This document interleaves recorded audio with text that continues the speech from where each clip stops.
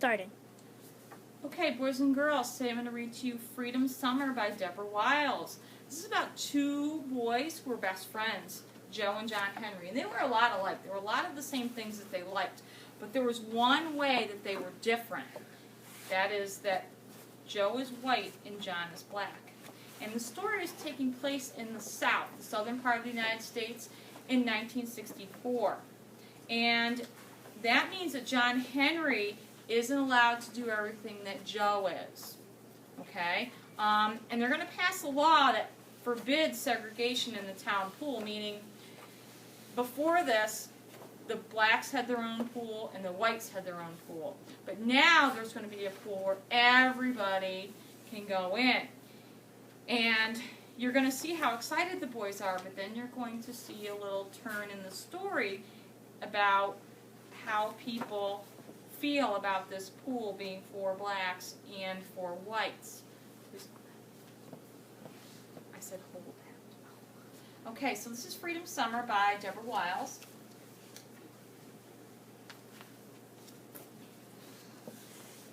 John Henry Waddell is my best friend. His mama works for my mama. Her name is Annie Mae.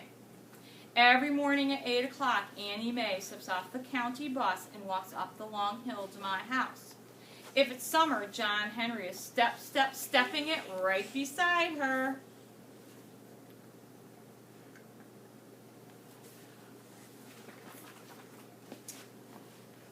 We like to help Annie Mae.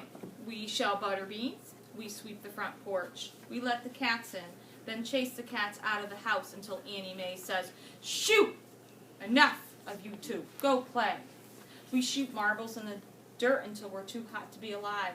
Then we yell, "Last one in is a rotten egg," and run straight for Fiddler's Creek.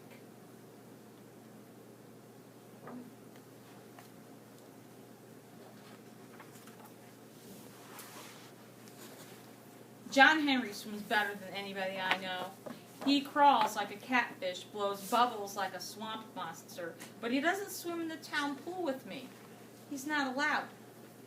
So we dam the creek with rocks and sticks to make a swimming spot, then holler and jump in, wearing only our skin. And over here there's a sign that says private pool, members only.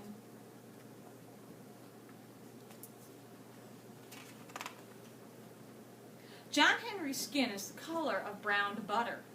He smells like pine needles after a good rain. My skin is the color of the pale moths that dance around the porch light at night. John Henry says I smell like a just-washed sock. "This means war," I shout. We churn the water into a white hurricane and laugh until our sides hurt. Then we float on our backs and spout like whales. "I'm going to be a fisherman when I grow up," I say. "Me too," says John Henry.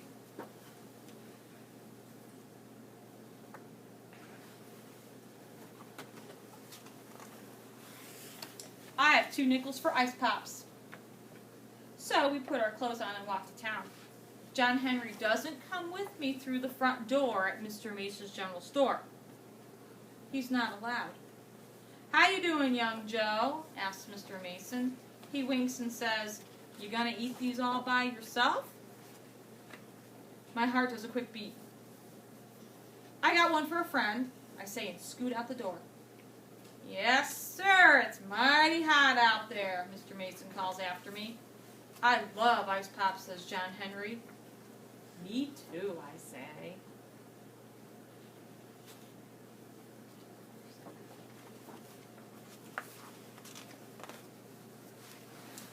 Annie Mae makes dinner for my family every night.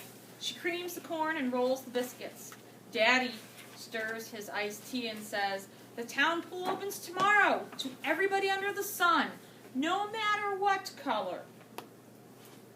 "That's the new law," Mama tells me.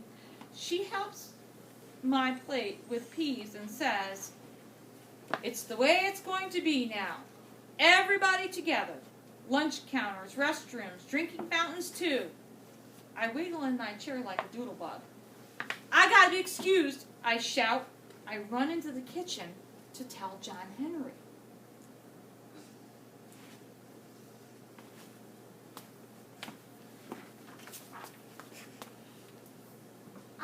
swim in the town pool, he hollers.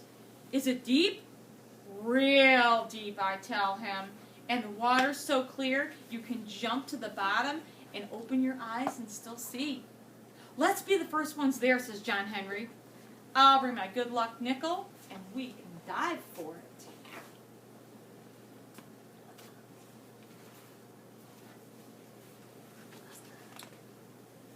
Next morning, as soon as the sun peeks into the sky, here comes my friend, John Henry Waddell, running to meet me. Let's go, he yells, I got my nickel, and I run right with him, all the way to the town swimming pool. We race each other over the hill, and we stop.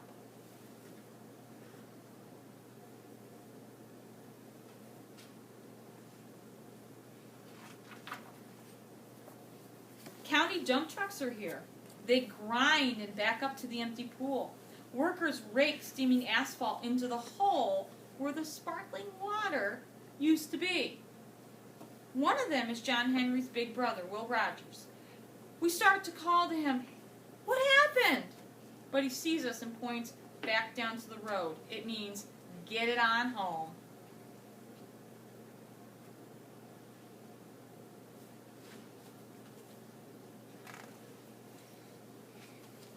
But our feet feel stuck. We can't budge. So we hunker in the tall weeds and watch all morning until the pool is filled with hot, spongy tar. Smoky steam rises in the air. Workers tie planks to their shoes and stomp on the blacktop to make it smooth. Will Rogers heaves his shovel into the back of an empty truck and climbs up with the other workers. His face is like a storm cloud, and I know his job has made him angry. Let's go, the boss man shouts, and the truck rumble slam down the road.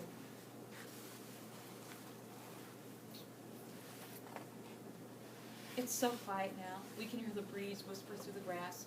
We sit on the diving board and stare at the tops of the silver ladders sticking up from the tar. My heart beats hard in my chest. John Henry's voice shakes. White folks don't want colored folks in their pool.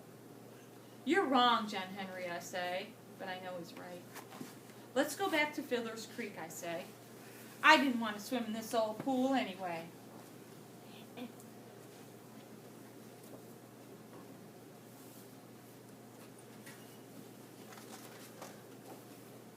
John Henry's eyes fill up with angry tears. I did, he says. I wanted to swim in this pool. I wanted to do everything you can do. I don't know what to say. But as we walk back to town, my head starts to pop with new ideas. I want to go to the dairy dip with John Henry. Sit down and share root beer floats. I want us to go to the picture show, buy popcorn, and watch the movie together. I want to see this town with John Henry's eyes.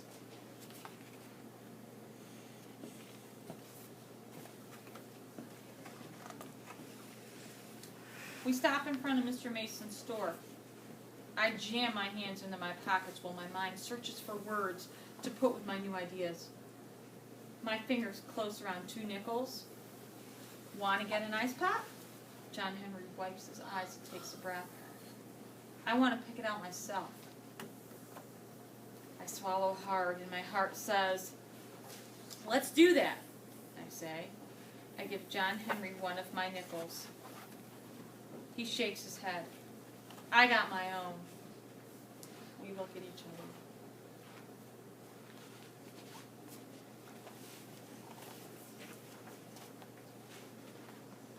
Then we walk through the front door together.